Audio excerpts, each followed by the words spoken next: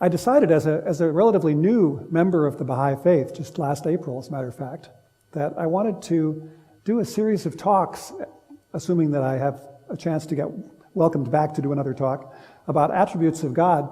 And the first one I wanted to talk about was the one that I always think of first when I think of God, and that's the attribute of the fashioner.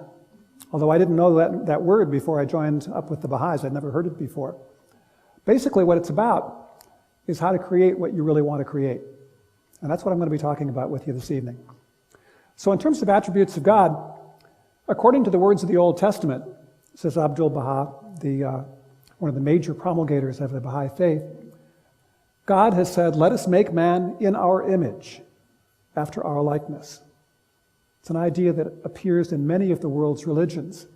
This indicates that the perfections of God, the divine virtues, are reflected or revealed in the human reality. The qualities and attributes of divinity are radiated from the depths of a pure human heart. Now, as creatures in the physical universe, we share many attributes of other parts of that universe, starting with the minerals. Minerals have the attribute, we're told, that they have cohesion, they can hold together. With luck, we can do the same thing. We also have the characteristics of the vegetable kingdom. Augmentation, possibility for growth, not only physically, but also mentally and spiritually. We have the same capacities that the animals have for sensation and perception and the ability to take action based on those actions. But as human beings, we have something else, something special. We partake of all of those characteristics, and God is in all of those. But we also have our own special characteristics. The virtues and attributes pertaining to God are all evident and manifest, says Baha'u'llah, the prophet, founder of the Baha'i Faith. Among them are trustworthiness, truthfulness, purity of heart while communing with God, forbearance. There's a list on the wall in there when we do our children's classes of the gifts of character, the virtues. That's rather long. But when I looked at that list, I was concerned because the one I was most interested in wasn't there. At least I didn't see it there. Because when I thought of God, what I always thought of was first and foremost, God is a creator. Many people start their search for God intellectually with the notion that how could this complex, amazing universe exist without an intelligence to have created it? Well, if God's a creator, the question is, do we have that attribute also? Do we actually have the capacity to create, to bring things into being from nothing? Baha'u'llah says, every word that proceedeth out of the mouth of God is endowed with such potency as can instill new life into every human frame. Through the mere revelation of the word fashioner, issuing forth from his lips and proclaiming his attributes, this attribute to mankind, such power is released as can generate, through successive ages, all the manifest arts which the hands of man can produce. Roger Coe helped me find this reference to fashioning. Well, it sounds like creating, but it also sounds kind of like messing things around. And if creating is really bringing something into being, like bringing a universe into being, do we have the capacity to do that? I asked Roger for another reference, and he found me one. O my servant, obey me, and I shall make thee like unto myself. I say, be, and it is. And thou shalt say, be, and it shall be. That's an amazing promise. And sometimes it works exactly that way.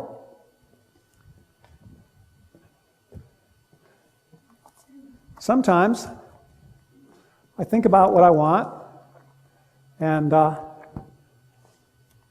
think, yeah, I think I know what I want, and it happens.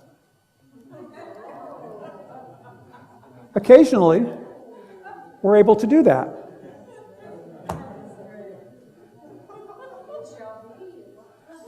Say be, and it shall be.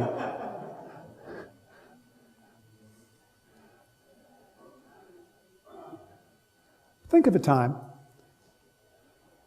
sometime when you wanted something, and you got it. Maybe this morning, you got out of bed, you were wearing your night clothes or whatever you wear to sleep, and you thought, I'd like to be dressed. And lo and behold, here you are, not in your night clothes. You decided you wanted to come to the center, you started out somewhere else, you're here.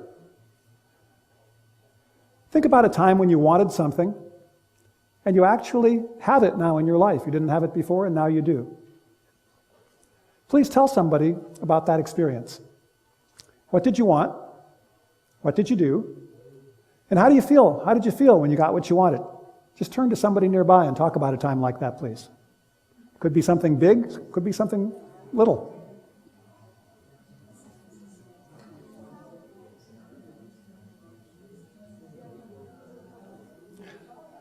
So let's hear an example. What's something somebody wanted that you got? Yeah. I got my wife. Oh. Went after my wife, and I got her. Went after his wife and he got her, and I've heard the story, and it's almost as miraculous as what I just showed you. It's quite amazing. Terrific example. And how did you feel when you got her? Oh, gosh, relief. Outstanding. Let's hear another example. Yeah. I had my house for sale for almost a year, and I said, okay, God, you evidently want me here, it's all yours. The house sold in 24 hours. Phenomenal. Just out of nowhere. Just out of nowhere. Okay. That's what we're talking about. See, it's easy to assume that we don't have the capacity to do that, but in fact we do. What's an example that you have? Eugene? Yeah. Probably I can also example, but I'm not sure that I'm ready to share it. Really, I ask sometimes what I want, and I get it. I really want it. So, but you have this capacity of reading. I cannot tell you. Indeed. Okay. So we all have examples of times that this happens. So sometimes it works that way. We want something, we get it. Sometimes quite remarkably, just all of a sudden, out of nowhere. On the other hand, sometimes it doesn't work so well. Like, as you said, in the stock market, for you in the recent past, hasn't been working so well. Any of you who've ever tried to keep a house clean, especially if you have little kids, you may have felt that cleanliness is next to impossible. Even in famous families, the Baha'u'llah, the founder of the Baha'i faith, had a brother, Yahya, a half-brother, who very much wanted to be the leader of the faith and wanted to have his name go down in history, and it hasn't worked out quite the way he expected.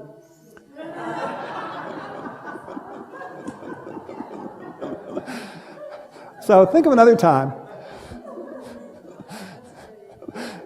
Think of something that you want, that you've worked hard to get. You've tried and tried and tried. Maybe it looked like you're making some progress, but then all of a sudden you weren't making any progress. Could have been trying to lose some weight, could have been trying to quit smoking, could have been trying to save money, but it hasn't worked out quite the way you intended. And tell somebody about that experience. Sometime when you've been trying to get something and it just doesn't seem to work out. Maybe it works out for a little while, but then you lose all the gains you've made. What have you been trying to accomplish?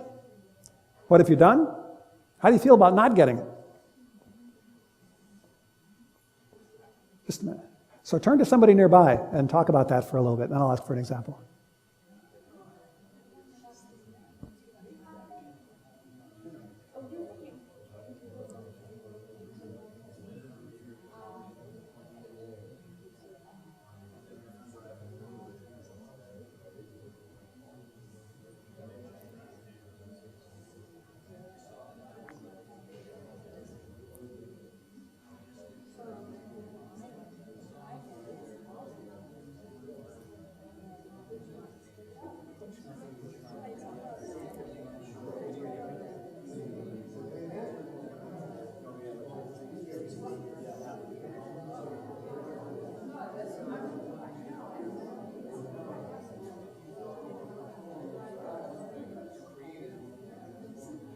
be sure you at least think of one or two things, because I'm going to be telling you some things this evening that may actually be helpful. Yeah. Sometimes, for example, my work is to create programs, and I have some projects that I'm trying to do, but it doesn't go forward. So I needed to find different ways. So probably stop for a while and then come back, and I will realize, and sometimes I realize that this is not my project, so probably I need to switch to a different one. And was successful. So that's what probably everyone needs to ask himself. So don't go and don't spend your time for it forever. Right, batting your head against the brick wall. Yeah. Another example? Thank you. Well, yes. Yeah, thanks, Judy. For the last couple of years, Lad and I have thought about and considered whether or not it was timely for us to leave the country to live somewhere else. And we have just really been sitting, watching whether or not it would come to pass, reading articles and books and doing some investigation, but it has not come to pass. So it's something you want, and it just doesn't seem to be the right time. Rather, sometimes we have to admit that maybe certain things are actually indicating it's better for us to be here. But still in the back of my mind is the other idea. Yeah, it's tricky, isn't it? You know, we want something, and it doesn't seem to be happening, so well, maybe it's not meant to be, but in the back of the head, I still want it. So how do I know if it's not meant to be, or if there's something else going on? By the end of the evening, it may be somewhat clearer. We'll see. The question is, how is it that sometimes we can do it, and other times we can't? Is it just a matter of the fact that we have limited power? But if we have the attribute of God, that shouldn't be so much of an issue. So how do we create? We have to draw on the power of the universe. Well, that's easily said, but how do we do that? The universe is a complicated place. There's a simple structural principle that can help when it comes to bringing something into being that we really want. I learned about this principle from a man named Robert Fritz. He wrote a book called The Path of Least Resistance. It's about structure. Robert Fritz says that structure has integrity, and that structure, more than any other single factor, determines what happens in this physical universe.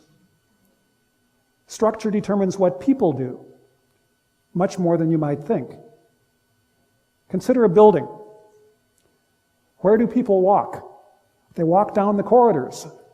They don't try to walk through the walls. I had a friend who had a garden outside his house, and the two doors of his house were far from the garden. And day after day, week after week, he had to go to his back door and walk around and then come back around to the garden, or he had to go out his front door and walk way around to the garden, until finally, one day, he got fed up, he got his chainsaw, and he made a new door right next to the garden. And thereafter, he was easily able to get to the garden. He changed the structure. Until he changed the structure, it didn't matter how much he wanted to be there, it didn't matter what a good person he was, it didn't matter anything. As soon as he changed the structure, it was easy. So what kind of structure that's not necessarily so physical might be relevant? There is one simple structural principle that has more to do with creating, with fashioning, than any other. This is the principle. Tension, everywhere in the universe, so far as we know, even in outer space, where there's no gravity, seeks resolution. Would you like to hear that again? Tension seeks resolution. I'm not talking about psychological tension. As far as we know, this rubber thing doesn't feel bad. It doesn't feel upset. It's not tense like that. But there's a tension in the structure. And as long as there's tension in the structure, that tension seeks resolution. As soon as there's tension in the structure, it tries to resolve. The behavior of the structure will seek resolution. After there's no more tension, there's no more tendency to move. As soon as there is tension, there's tendency to move. This is true physically, but it's also true because we're spiritual beings, that we can create structures in our minds. We can create structures in our consciousness that have the same principle. Tension seeks resolution. And this, in fact, is what we do when we fashion, when we create, when we bring something into being. We begin with a vision. I don't mean ability to see. I mean a sense of what we want. Without a vision, it's said, the people perish. Anybody know where that quote came from? That's right. It came from the Bible. That's right. It came from Proverbs. Yeah. So in the Bible, it says, without vision, the people perish. Only that which can be imagined can be brought into being. Abdu'l-Baha said that. That means if you can't imagine it, you're very unlikely to end up having it. So the first step of having what you want is knowing what you want. And a lot of us, as children, gradually get taught inadvertently not to know what we want, because it doesn't seem to make any difference what we want. We're taught that we're supposed to do what our parents want us to want, or our teachers want us to want. And if we want something else, we're taught, no, you can't have that. When you're older, maybe. And maybe not even then. And a lot of people, it's sort of like if you need to go to the bathroom and then you don't for a while. After a while, then you can't anymore. When you want something and then you continually deny wanting it, don't do anything about it, don't take any action toward it, after a while, it gets to be really confusing about what you even want. I was teaching a couple of classes for Tony Ballard over at St. Pete College, and I asked the kids in that class to come up with something they wanted. And several of them had difficulty doing it. I said, if this class could change your life, what are 3 ways you'd like it changed? And several of them took a long time not writing, and I asked, you having a hard time figuring out what you want? And they said, yeah. But that's critical. So the first step, if you have let that capacity atrophy, is to spend some time thinking about, what do I want? If I could have it, what would I want? If I had a magic wand, if I had a magic genie, what would I ask for after I asked for a multitude of wishes? What would I go for?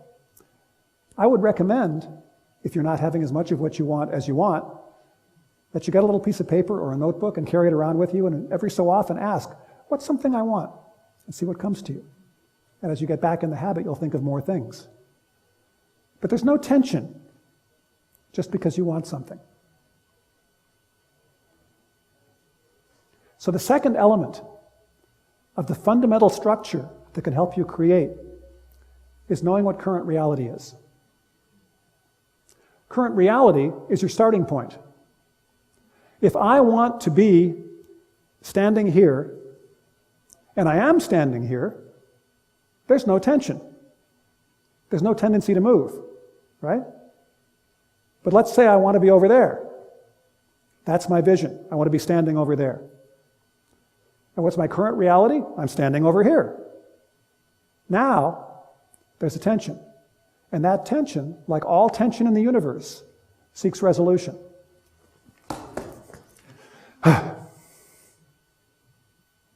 And I may feel relief. Or I may just feel happy that I accomplished what I set out to do. It seems so simple, and it is simple. We do this 1,000 times a day in all sorts of ways. And it works nearly every time. You have an idea what you want, you notice you haven't got it, you set off in the direction of having it, you keep noticing, am I there yet? Am I there yet? Am I there yet? Yeah, I'm there. You keep going until you get there, and then there's no more tension. Then you think of something else you want. We do it all the time. Works great. So why doesn't it always work? It doesn't always work because we don't always do it right. There's some things to know about using this structure. The first is, how do we get the vision part right? There are some very common mistakes that people typically make when they set out to try to have what they want, that have to do with not understanding how to create vision in a way that will actually work. One of the most common is to start out by focusing on what we don't want and trying to get rid of it. Now, there's nothing wrong with noticing that that what you have isn't what you want as a kind of a springboard to think about what you do want. But a lot of people don't do that. A lot of people just focus on what they don't want and try to keep it from happening. Anybody ever hear of the Flying Wallendas? High wire aerialist troop. They used to do things like that. They would have pyramids way up in the sky with a whole family walking the wire. They would do headstands. They would do all kinds of amazing things on the wire. I was in Puerto Rico a few years ago, and I was staying in a little motel, and in the motel there was a video display. It was kind of a macabre tourist attraction, because what it showed on that video, it showed something that happened in March of 1978. The patriarch of the family, Carl Wallenda, was walking between that building and another building. That's what he'd taken to doing. He would walk between two high buildings as a way to show off and also get people to come to the show. And as he was walking, which he had done thousands and thousands of times before, he started to run into trouble. And you could see that he was struggling. And then, as I watched the videotape, I saw something very interesting. If you notice, he looks like he might be about to fall. But what's he holding on to? Is he holding on to the wire to keep himself from falling? He's holding on to the bar. Why is he holding on to the bar? That's his balance bar. That's what, for his whole life, has meant safety. That bar is what enables him to stay balanced, right? So in this situation where he's feeling in danger, what does he go for? Safety. Just like most of us. When there's something that's not going the way we want, we grab a hold of what has always worked. But it didn't work for him. He held the bar all the way to the floor, all the way to the ground. He took a quick grab at the wire at the last minute, but it was too late with one hand, and then he went back to the bar. Now, this was not the most difficult time he had ever walked. He'd done things that were much harder than that. He'd walked across huge canyons. He'd walked across high buildings. As I said, he'd done headstands on the wire. He was incredibly skilled, and yet he fell to his death, doing an easy walk. And that's what this tourist attraction at the motel was about, was showing the video. But what was fascinating to me was that on the video, they interviewed his daughter. And they asked her, why did he fall? Why do you think it happened? He's getting a little bit old. Do you think it was that? No, of course not. He's done much more difficult things just a couple of months ago. Well, was it an unusually difficult time? Was it very windy? It's a little bit windy, but he's been in much higher winds than that. Well, why do you think he fell? She said, I know why he fell. Really? That's when I started getting really interested. She said, all his life, he has lived to walk the wire. But in the last few months, I noticed a change in my father. I didn't know what to make of it, but he suddenly became obsessed with the idea that he was going to fall. He began checking the wires to make sure that they'd been tied correctly instead of leaving it up to the family as he'd always done before. He was talking about how difficult it was going to be. He was doing everything he could to keep from falling. She said, he became obsessed with falling and trying to prevent it. I'm sure that's why he fell. Always before, until that last few months, Karl Wallenda said, life is being on the wire. Everything else is just waiting. And while he was focused on walking the wire, he walked the wire like a champion. He could do anything up there. But when he decided to stop, to try to keep from falling, that's when he fell. This is a more extreme version of preventing what you don't want that comes up in a lot of other ways in what's called problem solving. A lot of people think that's the way to go, problem solving. But there are some serious problems with problem solving. And it's very different from creating. The first is that your mind can't imagine not. Now, what did Abdu'l-Baha say? If it cannot be imagined, it cannot be created. What are you imagining when you're trying to prevent falling? Falling. Do you see that? What is someone imagining if you say, don't spill that water? If you simply say, keep the glass level, the person is much more likely to make it across the room. Yeah. Your mind can't imagine not. You can't do that. So if you want to have what you want, that's not the same as trying not to have what you don't want. You could start with what you don't want, but you got to go, okay, if I got rid of that, what is it that I would want? Second, your motivation goes away as you begin to make progress. A lot of people try to motivate their children or other people by building up a lot of emotional conflict about something. And some people try to lose weight that way. They feel really lousy about how fat they are. Right? So, I'm so fat, oh my God, I weigh so much. So then they go on a diet and begin losing weight. And the scale is not showing so bad, and they stop feeling so bad.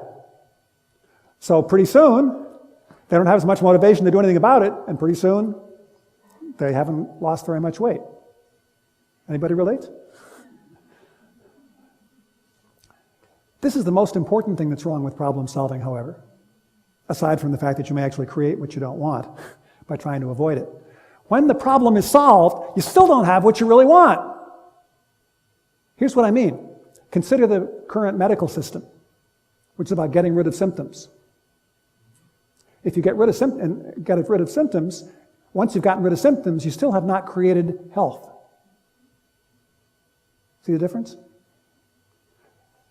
The problem with problem solving is that if you're trying to get rid of something, you don't end up with anything but nothing. You end up without it, but you don't end up with something. And the easiest way to get rid of something is to kill something or destroy something or wreck something or break something. So this is one of the major reasons that people are so dysfunctional in their relationships with each other and with other countries. I mean, think about it. If we don't like the terrorists and we don't like what they're doing, what do we try to do? Go kill them. It makes sense if you're just trying to get rid of it. But if you're thinking about what kind of world would you want if there were no terrorists that would lead them to want to be terrorists either, you take a very different kind of action. So the question is not, what am I trying to get rid of? Which will tend to lead you into a very limited way of thinking that involves trying to stamp it out. But rather, what do I actually want? What do I want to bring into existence? What do I want to bring into being? Which means vision, which means imagining it. Okay, so creating is bringing into being what you do want. If you get nothing else out of tonight but that, this will take you a long way. Asking yourself, what do I really want here? Not what do I want to have stop. You're arguing with your mate. You want that person to stop. Tell them to shut up. Is that what you want? A shut up mate? At the moment it feels like it, but probably not. Probably there's something quite else in the nature of the relationship that you want. Remember, I say be, and it is. Thou shalt say be, and it shall be. I don't say don't be, and it isn't. Comparison is also not vision, not real vision. So if you say, my vision is to be better than I was yesterday, or to have my sister better, or to be better than my sister, or to be better, to have our country better than that country, or bigger, faster, or smarter. I want more than I've got now. See, you can't imagine exactly what more is. In fact, it's addictive. If what you tell yourself you want is more, then when you get some, what do you want? More. So when you get that, what do you want? More. And that's what the advertisers would have us do. It keeps the economy growing, but it never leads to happiness. The question is, what's enough? So you have to think about, what is it that you really want? What would be the amount that you really want? Because up to a certain point, there's a curve of happiness. When you don't have anything of something, like food, you generally want more. And you want a little more than that. But at a certain point, you get to a place where getting more doesn't lead to as much greater satisfaction as it did before. And then you get to a point where getting still more, on this axis is more, it tends to be less satisfying. You're feeling stuffed. Or you've got so much stuff in your house, you got no place to put it. And then you got even more stuff, and there's even less satisfaction because you got to keep somebody from stealing it. And so there's a curve that goes up, and then it goes down again as you get more and more. What's at the top of that curve? It's called enough.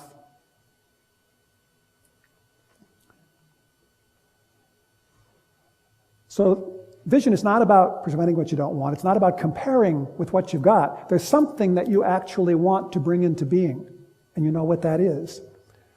It's also not just about what's possible. This is one of the major ways that people interfere with their own ability to create what they want. Because if you have a vision of what you want, but somebody tells you, be realistic. You can't have everything you want. A person like you especially, you can't expect to be able to get that. What's happening to the tension? The tension's going away, isn't it?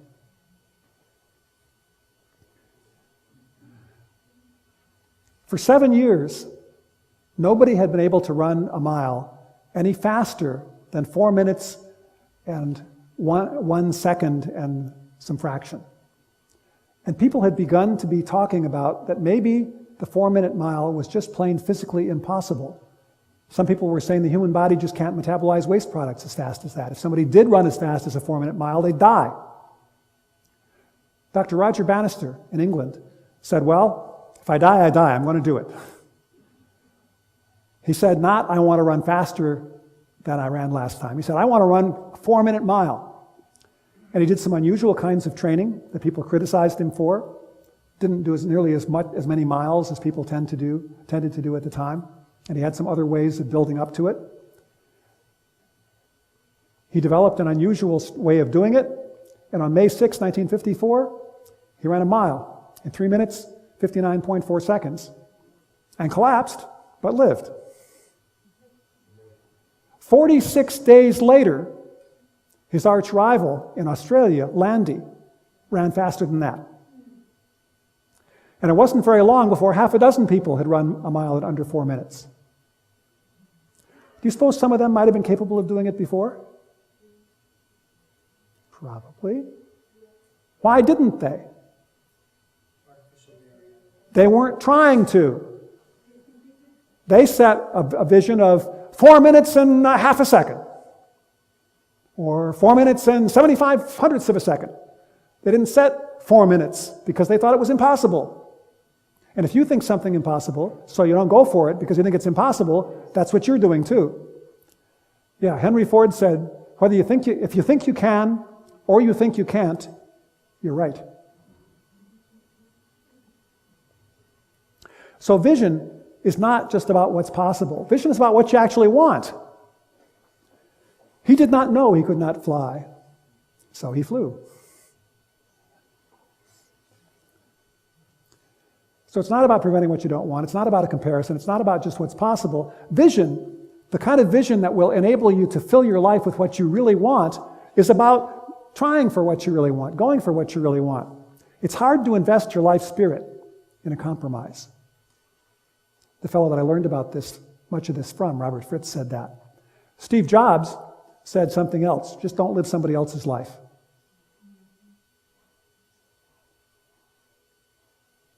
Take a moment and think about the ways in which you might have done that at some point in your life. Somebody said, well, you ought to want this. Well, this is what's available to you. Well, this is what you'd be really good at. Well, this is what you should do. Don't do that, do this. And so all of a sudden, you're not living your own life. So vision is about living your own life full on. How do we get current reality right? You'll notice, by the way, that sign is full of bullet holes.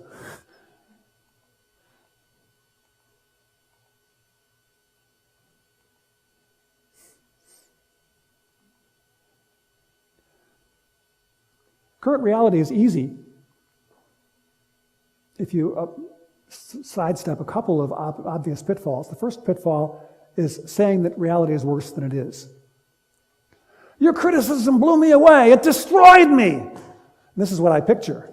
There you are, being blown away. But probably it wasn't quite that bad. On the other hand, it's also not saying it's better than it is.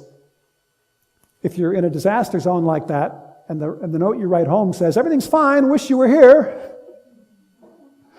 that's not a very accurate description of your current reality. And to have the tension, you got to know what your starting point really is. Okay? So it's not worse than it is, it's not better than it is, it's like the three bears. It's saying exactly what it is. Good, bad, or indifferent. Usually some of each. And you will know the truth, and the truth will set you free. Also came from the Bible. That's why Baha'u'llah said that telling the truth is probably the most important single thing that human beings can do. That's why lying is the worst sin. Imagine that. Worse than killing people or anything else. Lying. Why? Because without the foundation of truth, you can't have the truth about what you really want. You can't have the truth about what you've really got, what your real starting point is. You're nowhere. You're lost. So creating what you genuinely want depends on telling yourself the truth about what you want and telling yourself the truth about your starting point. By the way, it's not negative thinking to say things are not perfect.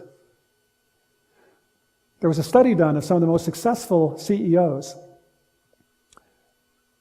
leaders of major corporations. And what they found about these people who were most successful looking for commonalities was there were not very many things that they had in common, actually. There were very different kinds of people in many ways. But there were two things they had in common that were interesting. First of all, they're pretty positive people in the sense that when other people would see just a mess, they would see opportunities. And they would put a lot of energy into making those opportunities real. They used this structure a lot. The second thing they all had in common, however, was that they always made contingency plans. They always thought about what's the worst thing that could happen that looks at all realistic given what we have going on, and they planned how they would deal with it. It's not negative thinking to notice that there are some forces moving in an opposite direction from where you want to go. It's intelligent. What makes it negative thinking is if you live there, if you focus only on that negative stuff, rather than noticing it and focusing on where you want to go. You need the whole structure. You need what you want, you need what the current reality is, and the parts of current reality that are positive and negative and neutral. So how do we get current reality right? Not better or worse than it is, exactly the way it is. And one more thing, you got to keep checking, because reality changes. The thing is, current reality, it's not that current reality doesn't want you to have it. It's not that current reality is against you having what you want. It's just that current reality is the resultant of all the forces so far. You know, it's sort of like, if this is where reality is, if you ever went to science class and they had those triangles of forces and so forth, it's like all the forces in play added up to this. Well, if you come along wanting something else, you add a different force. And it's fairly likely that things are going to move in the direction that you want them to move in. I'll show you that in a minute in a different way. So what do we got here? We got structural tension. It says we start with vision, we add current reality. If there's a discrepancy between current reality and your vision, there's a tension created which seeks resolution. Test question. If my vision is here, current reality is here, got some nice tension going, what's the easiest way to resolve the tension? Huh? Let go. That's right. Much easier than trying to have anything happen, right? So what's it easy to let go of? That's what happened to your dreams. Don't make yourself miserable wanting stuff you can't have. Don't go for things that'll make other people uncomfortable. You got no vision, you end up with what you got. But you can also let go of current reality. These are the idle dreamers that make true visionaries grind their teeth. Saying, everything's fine, everything's wonderful. We live in the best of all possible worlds. Maybe we do, but if it's not the way you want it, there's no tension to get you there. Or people who lie about current reality by making it worse than it is. It's so awful, there's no hope, there's no reason to even try. That's kind of another way of giving up on your vision. Okay? If you don't give up on your vision, if you keep your vision and you keep current reality, even if the vision is impossible, by the way, even if it's physically impossible, if you lower it to what you think is possible, notice how it reduces the tension. Say it really is impossible. You're at least going to get as close as you could, right? But if you lower it at all, you won't. And usually what happens is that people who go after something that other people say is impossible end up getting far more than even they thought was possible. If you don't let go, what's the only thing that can happen? You're not changing your vision. Reality's changing all the time. What has to happen?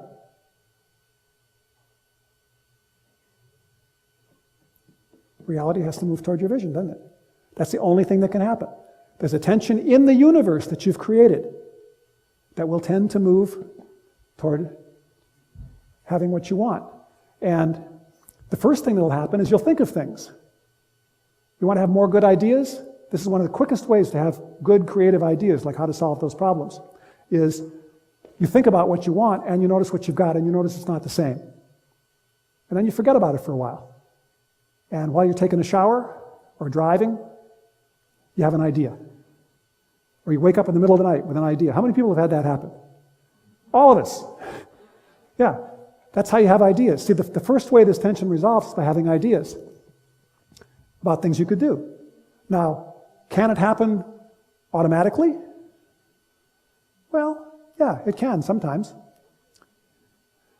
I want to tell you about an experience that I had just because I can't explain it, and I thought you might be interested. I had a vision at one time. I was a therapist in private practice, seeing people one-on-one, and previously I had given lectures and done things with large groups, and I really enjoyed them, but I wasn't doing it at that time, and I thought I'd really like to do that. And I was taking a course from Robert Fritz, actually, and I was using these creative principles to imagine myself in front of a room of people, kind of like this, talking to people. And I didn't take any action to do anything about it, but I was visualizing that for a couple of weeks and noticing that I didn't have it for a couple of weeks. And I got a telephone call from a friend of mine who had moved to California a couple of years before. And he said, I was just thinking about you. I was reading the Wall Street Journal, and I noticed there's an ad for a corporate training company that's looking for people, and I just thought you might be interested. So I went into the corporate training company, and I bought a tie. At that time, I didn't own one. And I got hired, and I learned how to give speeches like this and to work with corporate executives and such like. And that wouldn't be all that unusual, except that in the time that guy had lived in California after moving from there, he had never contacted me in any way, nor has he ever since. That was like 15 years ago.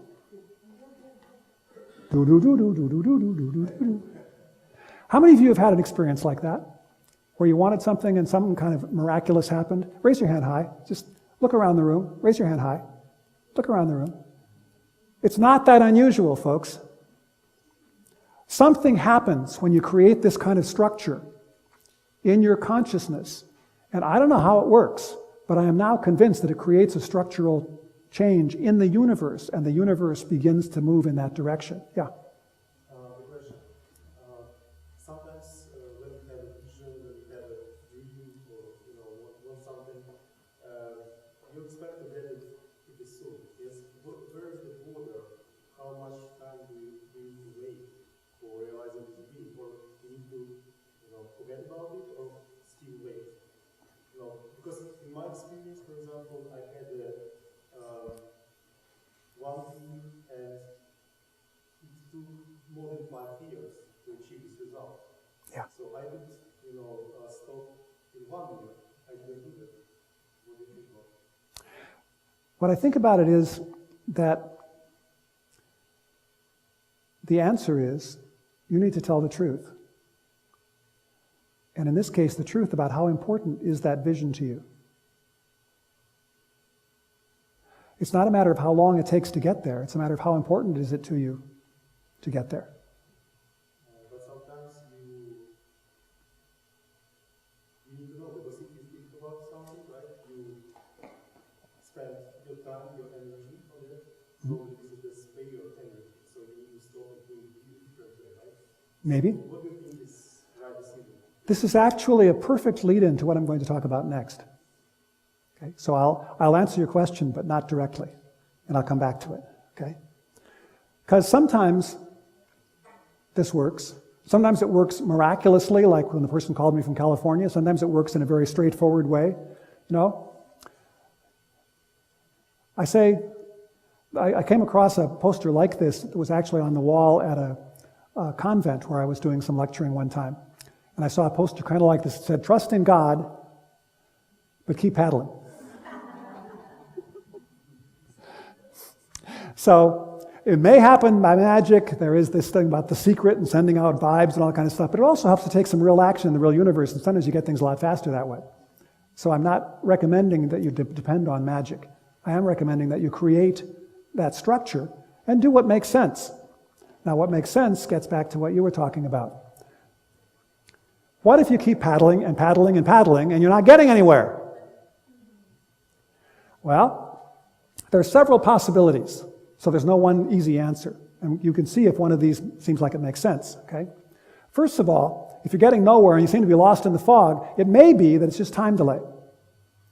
Imagine that you were down in a valley and there were some people at the top of a cliff, and there was a large meadow at the top of the cliff. And up on the top of the cliff, there are some people who are rolling an enormous rock. And it's an enormous rock they're trying to roll over to the edge. Okay?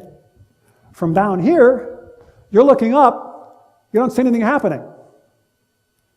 And they're rolling, and rolling, and rolling, and rolling, and rolling. And days go by, weeks go by, years go by. You see any sign of progress? All of a sudden, one day, boom! Okay? That's what I'm talking about, time delay. Sometimes you're taking whatever actions you can, the universe is doing what it's doing, and it's heading in your direction, but you may die of old age before it gets to what you want. This could happen. That doesn't mean it's not happening, but it means it's not, okay? So that's one possibility.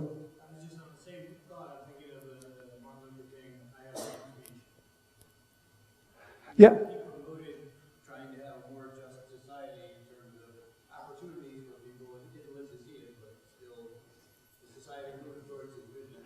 Yeah, by the way, the I Have a Dream speech, one of the reasons that that's one of the most famous speeches in human history is because if you look at the speech, it's structured according to structural tension.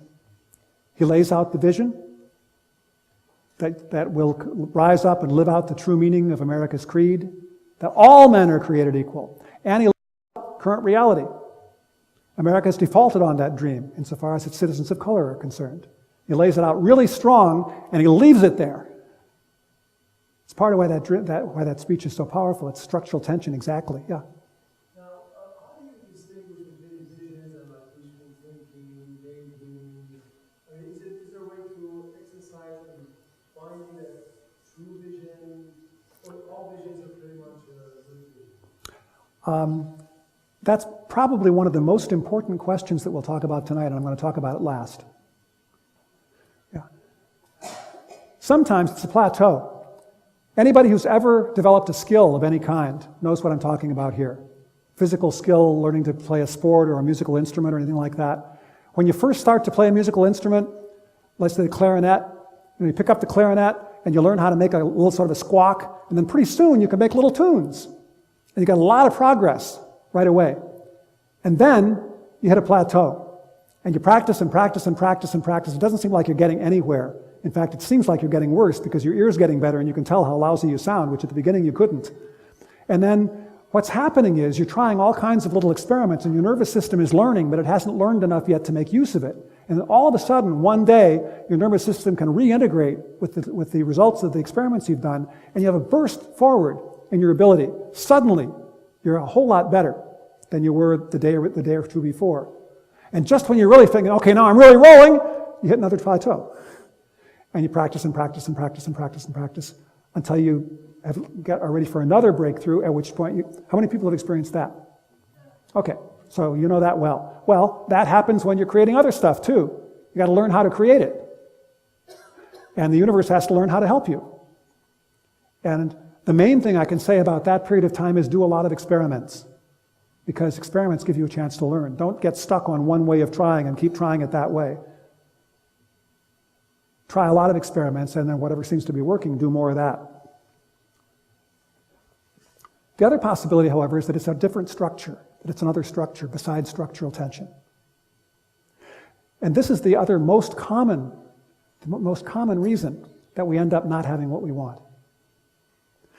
Say you have a vision, and you know what current reality is, and you're accurate about both of them. And so that creates a tension that seeks resolution. But imagine that you have another vision, and you're accurate about the current reality. So that creates a tension which seeks resolution. But say the 2 points of resolution just happen to be mutually exclusive with the visions that you wanted.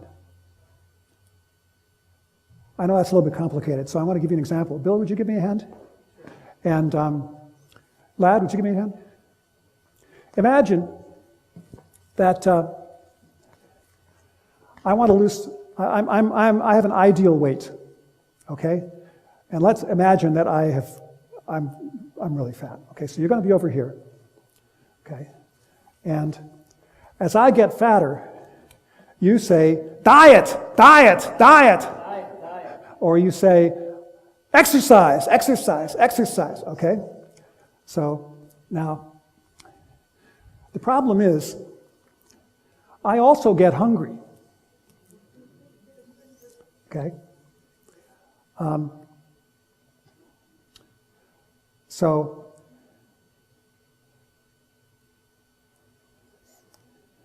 as I get hungry, as I get hungry, I want you to say eat. Eat, okay? Eat more. Okay. Okay, so Eat less, eat less. I'm coming. Portion control. Exercise more. Eat that food. Wow, I've eaten. Absolutely no desserts. Come on, you need to eat. You No, know I've eaten. But he's telling me to exercise. Oh, exercise. So now I'm going to exercise. I'm going to exercise, and I'm exercising. I'm dieting. It will hurt you if you exercise. Pain. You're doing great. A lot of pain. It's going to be just muscles. Your muscles can't take it. Louder. Well, struggle now. Come on. What is this? Exercise. No, you. Okay. Exercise. That's not you. This is you. This is the real you. Down. Okay, let's try another. Same structure. Stay there. Okay, same structure. So I've decided that I want to save some money. Okay, I'm going to save some money. So you're saying if I start spending money, you're going to tell me save. Yeah, I really need to save that money. Need it for the future. Okay. Need that money. But there's Save. all these wonderful things I want to buy. No, save that money. Save that money. Yeah, You need I got to save save it. Got to save it. You gotta let it go around if you want it to come back. Yeah, that's right. That's true. That's true. You're not going to have enough for retirement. Get back here. Tell me about the iPad. Save. Tell me about the iPad. Tell me about something great to buy. Oh, look at that new car. Mercedes. Oh, the taxes on that. Okay, thank you very much.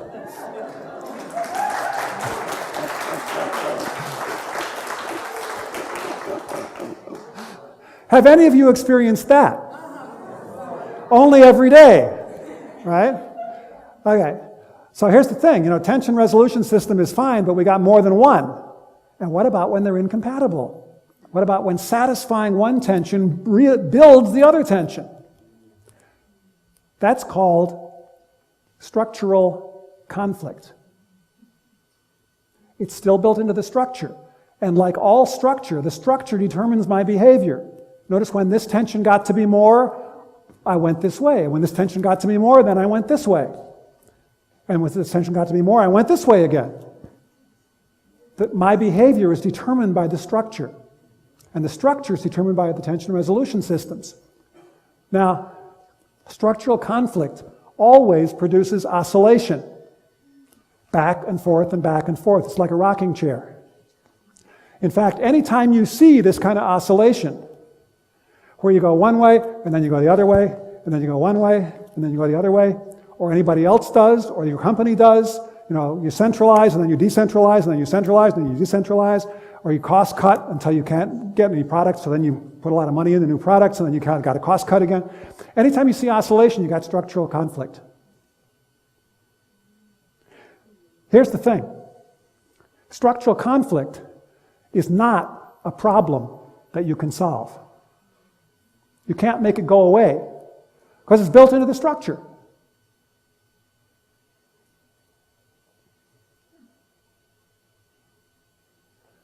Some relationships are just not meant to be. They each are saying, I love you, but one is a pin and one is a balloon. Does this mean that we're doomed? You would be I'd not be surprised if you thought so. It says, 100% people are sure we're doomed. I've never seen consumer confidence higher. They're really confident that we're doomed. So does structural conflict mean we can't create what we want? Are we doomed? Actually, there's a hint. Here's the hint. Structural conflict creates oscillation. It's like a rocking chair. A lot of movement, but you don't get anywhere. And if you look at it, it is those two tension resolution systems. You get back this way, there's more tension this way. So, here's the hint. Structural tension produces advancement. With structural tension, you get somewhere.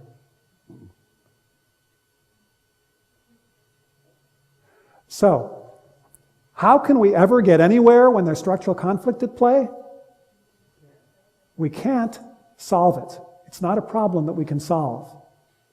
But we can create a senior structure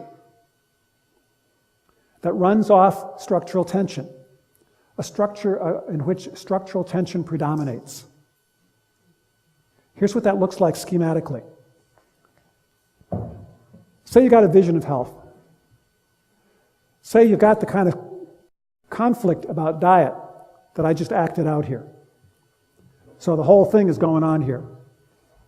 I want to eat, but I want to diet, and if I diet or if I exercise, then I get more hungry, and it goes around and around. That's just part of current reality. That's part of current reality they got to deal with somehow. I still want what I want. If I make the structural tension, the senior structure that includes this, then it's possible that it can resolve. In fact, it will naturally tend to resolve. Maybe I'll find some other kind of food to eat or a new way of eating. Maybe I'm eating smaller meals more often so I don't get hungry. Or I decide that that I will allow myself to be uncomfortable until my stomach shrinks, and then I won't be as uncomfortable. There's an infinite number of ways it can resolve once I just take this as part of the deal. If that seems kind of abstract, a picture's sometimes worth 1,000 words. If this is the overall structure, the structural tension, I can still have the rocking chair inside the airplane, and I can go wherever I want to go, rocking back and forth while I go there. Does that make sense? Okay. What makes this possible is another amazing capacity that we have, another spiritual capacity. It's the power of choice. And specifically, there are two kinds of choices, and most people don't use them well. A primary choice is something you know you want. I want a job. A secondary choice is a step that will take you toward the primary choice. And people frequently do not own their secondary choices. I want a job, but I have to go to work. Do I have to go to work? It's part of the deal. Now, if you are insistent on only doing stuff you feel like doing, you're very unlikely to end up with very much of what you want. Because you won't do anything, no matter of a secondary choice, that you don't want in and of itself. And this is where a lot of people fall down. Amateurs, or dilettantes, I should say, dilettantes only play beautiful music when they feel like it. Otherwise, they don't show up. Professionals play beautiful music whether they feel like it or not. That's what makes them professionals. Amateurs can be either way. It's interesting. An amateur can be so dedicated to the music that he'll play whether he feels good or not, or he may be more like a dilettante. But if you own your secondary choices, if you say, yes, I want to go to work even though I don't feel like it because it enables me to have this job and do the things that I want as a result, then you've got that large-scale structural tension. Then you're on the jet plane, and if you happen to not feel like it one day, that's just the rocking chair while you're on the jet plane. You see what I'm talking about? Does this make sense? So one of the things you want to do on the way to finding out how to create what you want is think about what are the steps that will lead you there? What are the secondary choices that you need to make? And what's cool about this is that it's not about willpower. Abdu'l-Baha says we must sacrifice the important for the most important. It's about being clear, telling yourself the truth about what's really important to you. So, for example, is it more important to me to accomplish this thing that I don't seem to be getting there yet, but I do feel like I'm making a little bit of progress? Even though it looks at the moment as though it's going to take 15 years, is it more important to me to get there? Or is it more important to me to keep my options open and go for something that's likely to give me a quicker payoff? Only I can know. And either way, it's fine. But it's a matter of being truthful about what I actually consider most important. Do you see that? There's no outside answer. No one can answer that for you. It's about the truth of what your spirit says you really care about. It's not about willpower. All the way to heaven is heaven. It's one of the most wonderful things I ever heard. A mystic in the 14th century, Catherine of Siena, said that. If you're on your way to heaven, every step is heaven.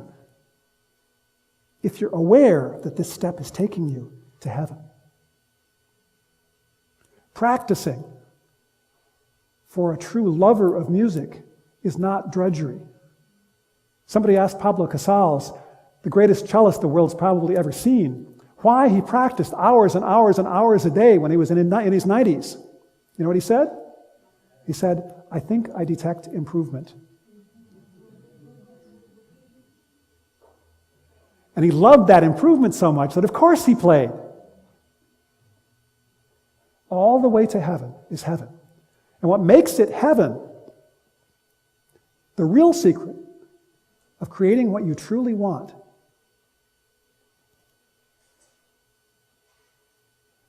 O Son of Man, I love thy creation, hence I created thee. Wherefore do thou love me, that I may name thy name and fill thy soul with the spirit of life.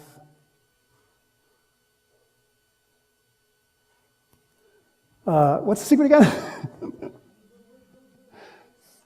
I'll cut it down a little. I loved thy creation, hence I created thee. Our model is the reason God created us, the reason God created all of this. He didn't have to. It wasn't going to do anything for him. Why did he do it? Once again, the secret is love. To tap into this power, this attribute of God, we need to be like God. And that means we don't create things because it'll do something for us or because it'll make us feel better or any of that stuff. We do it because we love something so much that we want it to exist. What do you love enough to do whatever it takes to make sure that it exists and thrives? Those of you who have children, you know what I'm talking about. This is what you do with your kids. They may be sick, they need you, you don't feel like it, you're there anyway. Why? Because you love them. You want them to thrive, to do well, so it'll be a good reflection on you? That'd be nice. But no, because you really want them to be happy because you love them. And some days you don't feel that way. And some days you're not such a good parent. But some days you are. What matters is the spirit when you create. There's a wonderful book called The Art Spirit by Henri, in which he talks about how every work of creation, he's talking about artists like painting and so forth, but it applies everywhere. Every work of creation includes in it physically the vibration, the spirit of the artist at the moment when it was created. This is why forgeries don't work. A forger can get all the brush strokes in the right place, but he doesn't have the consciousness that the artist had at that moment. And so it's not a masterpiece. It's not, at the end of the day, what we do in the physical universe that brings our creations to life. It's the spirit of love flowing through us into manifestation that fills our world with life. There's a secret about how to do that I learned not in a holy scripture, but on the wall of a crab shack in Huntington Beach, California. I saw this sign.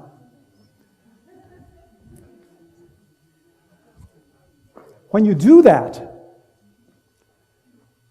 when you tell yourself the truth about what you really want, what you really love, what you love most, and you tell yourself the truth about your starting point, and you tell yourself the truth about what matters more than what else, what you really love, then you want what you want, and you can start with nothing. And remarkably quickly, you have something. But it doesn't stop there. Because when your spirit is filled with love of what you're trying to create, there's a whole new kind of color in your life that you can't get any other way.